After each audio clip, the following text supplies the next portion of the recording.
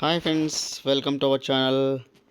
First అర్హత పోస్టుకు అనుసరించి 10th class, intermediate, degree, B pharmacy, M pharmacy, MVC, PG, MSc, పిహెచ్డితో పాటు నెట్ గేట్ అనుభవం ఉన్న పరిజ్ఞానంతో ఉన్నటువంటి క్యాండిడేట్ ఎవరైనా కూడా అప్లికేషన్ పెట్టుకోవచ్చు. ఇంటర్వ్యూ తేదీలు 10, 9, 11, 12, 13, 16, 17, 18, 24 మార్చి 10వ తారీఖు వరకు మనకి ఇంటర్వ్యూ తేదీలు ఇవ్వడం అనేది జరిగింది. క్లియర్గా పోస్టుల సంఖ్య కూడా చూసుకున్నట్లయితే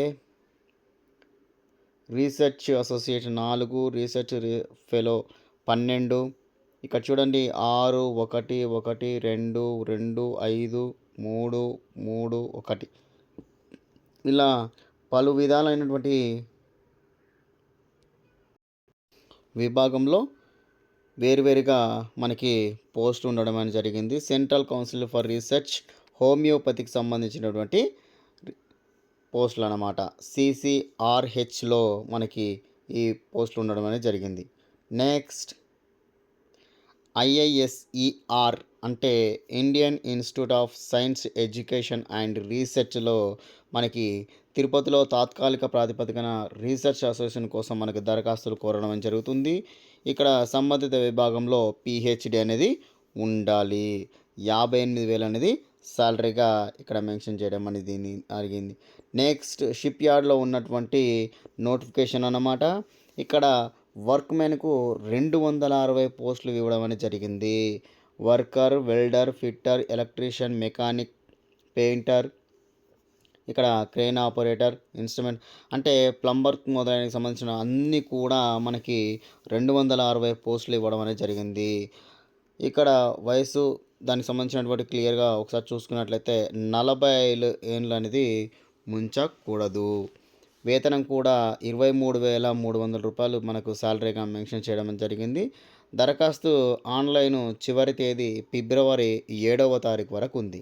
ఇంకొక విషయం ఏమిటంటే ఫీజు కూడా జనరల్ వాళ్ళకి 300 అయితే మిగతా SC, ST క్యాండిడేట్కి అసలు ఫీజే లేదు.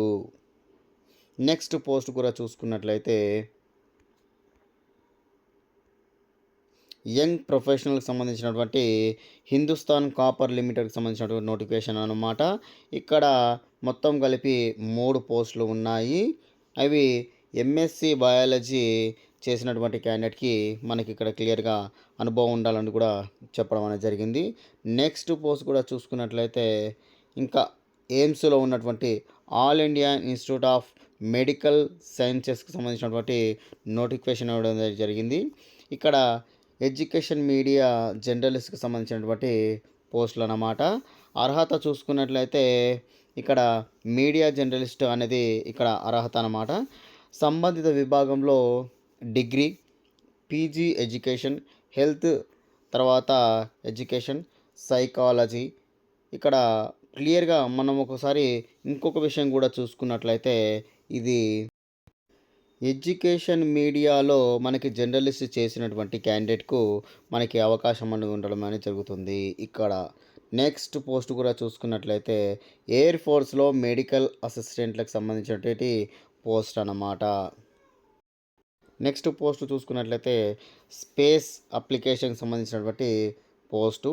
ఇక్కడ సైంటిస్ట్ విభాగంలో అంటే మొత్తం 49 పోస్టులు ఉన్నాయి. ఇక్కడ క్లియర్గా ఒకసారి చూడండి. PhD, ME, MTech, MSc, BE, BTech, BScతో పాటు పని అనుభవం కూడా ఉండాలని కూడా మెన్షన్ చేయడం జరిగింది. ఫిబ్రవరి 12వ తారీఖు రోజు వరకు మనకి 18 సంవత్సరాల నుంచి 35 సంవత్సరాల మధ్యలో ఉండాలి. SC, ST వాళ్ళకి ఏజ్ రిలాక్సేషన్ కూడా ఉంది. ఇక్కడ చూడండి, దానికి సంబంధించిన వెబ్సైట్ కూడా మనకి ఇక్కడ ఇవ్వడం అనేది జరిగింది.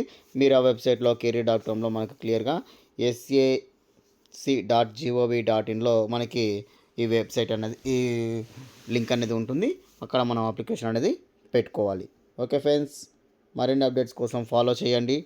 ఏమైనా డౌట్ ఉంటే కామెంట్ చేయండి. Thank you.